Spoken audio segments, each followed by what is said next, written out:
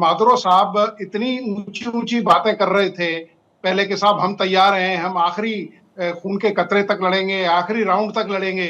लेकिन जब अमेरिका ने अटैक लॉन्च किया, और उनके पास काफी समय था, अमेरिका ने काफी वार्निंग दी हुई थी, लेकिन एक भी राउंड फायर नहीं हुआ, एक भी कोई रिटेलिएशन नहीं दिखाई दिया गया। और आप बताइए, किसी भी देश में जाके कैसे आप जो हेड ऑफ द स्टेट है उसको आप बंदी बना सकते हैं और ले जा सकते हैं बिना किसी रेजिस्टेंस के?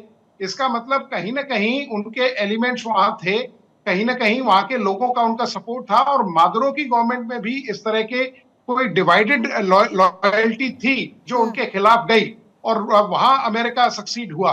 तो ये सब चीजें देखते हुए, क्योंकि कल परसों अगर आपने एक वीडियो देखा जिसमें मादुरो साहब खुद गाड़ी चला रहे थे और मौसीकी का आनंद ले रहे थे, लेकिन आज जिस तरह का एकदम पासा पलटा है, उसमें ये उनसे तवक्को नहीं की जा रही थी।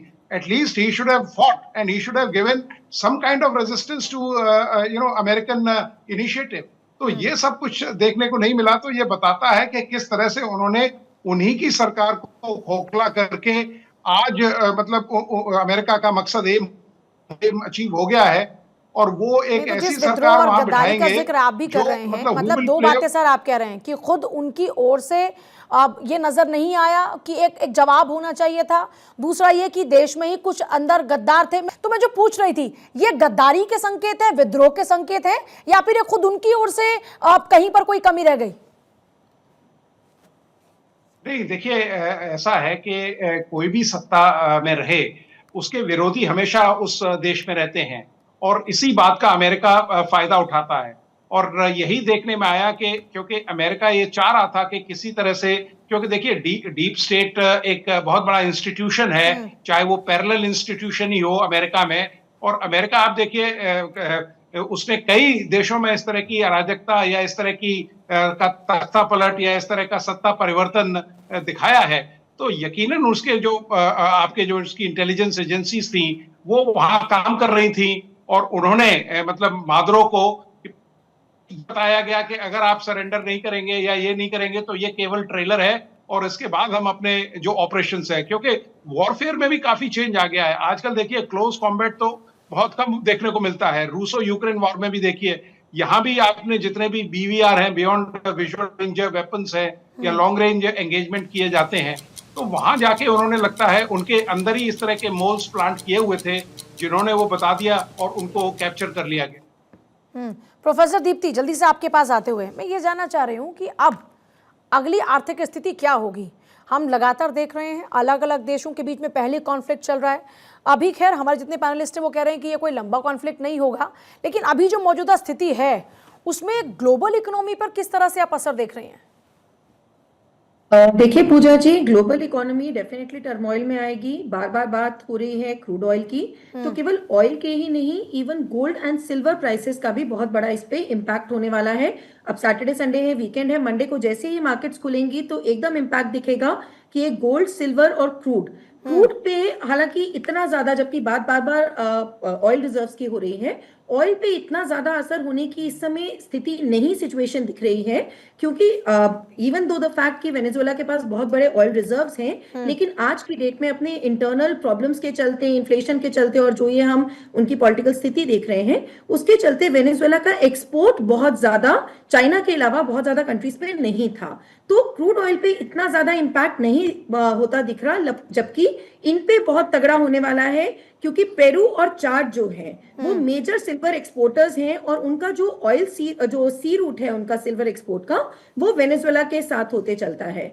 तो इसके जो सी रूट का है, तो इसके चलते गोल्ड और सिल्वर के प्राइसेस बहुत ज्यादा बढ़ने की उम्मीद है, जिसका इम्पैक्ट हमें मंडे को देखने मिलेगा कि इकोनॉमीज में जो गोल्ड, सिल्वर और साथ साथ, अब देखिए डॉलर का वैसे ही बड़ा प्रॉब्लम चल रहा है, रुपी भी, बहुत सारी करेंसीज उनके खिलाफ वीक हो रही हैं, तो एकदम जो ये सर्ज आएगा वो गोल्ड और सिल्वर में आने की ज्यादा उम्मीद है जब मंडे को मार्केट्स खुलेंगी। पूजा, हाँ शरदेंदु सर आपके पास आते हुए, क्या हम ये देख रहे हैं कि जो सिचुएशन इस वक्त बनी हुई है उसमें हमने देखा कि डिफेंस सिस्टम अच्छा खासा था वेनेजुएला के पास में, लेकिन वो एक्टिव नज़र नहीं आता।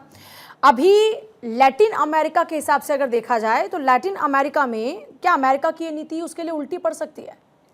देखिए, मेरा मानना है कि जो वेनेजुएला में ऑपरेशन किया है, एक मैसेज है पूरे लैटिन अमेरिकन कंट्रीज़ को। देखिए, लैटिन अमेरिका कंट्रीज़ में किसी भी कंट्री का आप नाम ले लीजिए, वो डिफेंस में उतना प्रिपेयर्ड नहीं रहे हैं। चाहे वो अर्जेंटीना का फॉकलैंड वॉर आप याद करें, उस समय जब लड़ा गया उसमें भी इंग्लैंड ने विजय हासिल की। और आज की डेट में उनकी जो छोटे छोटे कंट्रीज़ हैं, उनका ओरिएंटेशन डिफेंस की तरफ नहीं है। उसकी वजह एक ये थी कि एक तो नाटो ग्रुप ऑफ कंट्रीज़ था, दूसरा एक वहाँ पर ऐसी व्यवस्था बनी हुई थी कि उन्होंने अपने सिक्योरिटी नीड को नेग्लेक्ट किया और तमाम तरीके के अदर इकोनॉमिक फैक्टर, जिसमें एक ड्रग पैडलिंग, इलीगल इमिग्रेशन, बहुत सारी चीज़ें थी जो वहाँ पे ये बड़ी प्रिवलेंट थी। और एक ड्रग पैडलिंग ने जिस तरीके से वहाँ मेनेस फैलाया हुआ था वो सबके नोटिस में था। इसका एडवांटेज अमेरिका को हमेशा से मिलता रहा। अमेरिका ने एक तरीके से मैसेज भी नाटो कंट्री या यूरोपियन नेशन को दिया था कि नॉर्थ अमेरिका और साउथ अमेरिका से अपने बिजनेस को आप दूर रखें, ये सारे के सारे कंट्री हमारे इन्फ्लुएंस में है। और जब वो अमेरिका के बरखिलाफ जाने की कोशिश करते हैं तो अमेरिका ने इस तरीके का एक्शन किया। और वेनेजुएला का एक्शन बाकियों के लिए आई ओपनर है, लेकिन कुछ रेबल कंट्री अभी भी हैं, जैसे क्यूबा है, कोलंबिया है और तमाम तरीके के ऐसे कंट्री, और ब्राजील का भी उसमें मैं नाम लेना चाहूंगा। ये सारों के लिए मैसेज है। तो अमेरिका ने इस ऑपरेशन से कई सारी चीजों को साधा हुआ है और एक मैसेज पूरे वर्ल्ड को दिया हुआ कि अगर आज की डेट में कोई world power, single world power है जो अपने एट विल डिसीजन इंपोज करा सकता है लोगों पे, तो वो है अमेरिका। लेकिन सबसे अब उनको एक दूसरा पक्ष भी देखना होगा। एक तरफ तो आप नाटो में अपना एक्सपेंडिचर कम करते हैं, बोलते हैं आप नाटो अपना डिफेंस के नीड को खुद देखें, डिफेंस एक्सपेंडिचर बढ़ाएं, अमेरिका के ऊपर डिपेंडेंसी कम करें। और दूसरी तरफ आप एक मैसेज लैटिन अमेरिकन कंट्रीज को देना चाहते हैं कि आप किसी और ब्लॉक ऑफ कंट्रीज में नहीं जा सकते। तो तमाम तरीके की ऐसी दोहरी नीतियां हैं अमेरिका की, जिससे कि विश्व थोड़ा परप्लेक्स रहता है। होता यह कि ये सक्सेस इनको इसलिए मिलती चली जा रही है कि रशिया इन्वॉल्व है अपने बैटल में, चाइना का वहाँ पे इन्फ्लुएंस है नहीं, और यूनाइटेड नेशन जो एक बहुत बड़ी संस्था हुआ करती थी, जो इंटरनेशनल लॉ को इम्प्लीमेंट करने के लिए तमाम तरीके के प्रेशर जनरेट करती थी, वो आज की डेट में डिफंक्ट हो रखा है। रशिया लाख बोलता रहा कि यूनाइटेड सिक्योरिटी काउंसिल की मीटिंग होनी चाहिए, कोई भी रेजोल्यूशन पास करा ले, जब आपके पास वीटो पावर है तो उस रेजोल्यूशन का क्या मतलब होगा, कैसे इंप्लीमेंट होगा। तो अमेरिका पूरे वर्चस्व के साथ नॉर्थ और साउथ अमेरिकन कंट्रीज में अपना वर्चस्व बनाए रखना चाहता है, उसका इंटरेस्ट है। अमेरिका साइड बाय साइड अपने रिसोर्सेज को कंजर्व करता है, वहाँ भी उनके पास भी बहुत बड़ा ऑयल का रिजर्व है, लेकिन वो उसको यूज़ नहीं करता। वो यूज़ कहाँ से करता है ऑयल? वो मिडिल ईस्ट के निकालता है, वो वेनेजुएला पे अपनी आँख लगाता है, वो यूक्रेन पे अपनी नज़र लगाता है। तो अपने रिसोर्सेज को कंजर्व करो, दूसरे के रिसोर्सेज को एक्सप्लॉयट करो और अपने बिजनेस हाउसेज को कितना आप मैक्सिमम फ़ायदा पहुँचा सकते हैं, इसके लिए काम करो। यही मैगा स्कीम है, मेक अमेरिका ग्रेट अगेन, इसी स्कीम पर आप काम कर रहे हैं। और जहाँ आपके पॉलिटिकल इंटरेस्ट क्लैश करते हैं, वहां इस तरीके के आप ऑपरेशन करते हैं। यही चीज आप इतना बड़ा प्रेशर बाकी कंट्रीज पे नहीं जनरेट कर पाएंगे, क्योंकि वो सेल्फ सस्टेनिंग है। छोटे छोटे कंट्रीज में आप इस तरीके के ऑपरेशन चला लीजिए, बांग्लादेश में कर सकते हैं, म्यांमार में कर सकते हैं, ईरान में आप बहुत कोशिश कर रहे हैं, सक्सेस नहीं मिल रहा है, वेनेजुएला का आपका एग्जांपल लाइव सामने आया।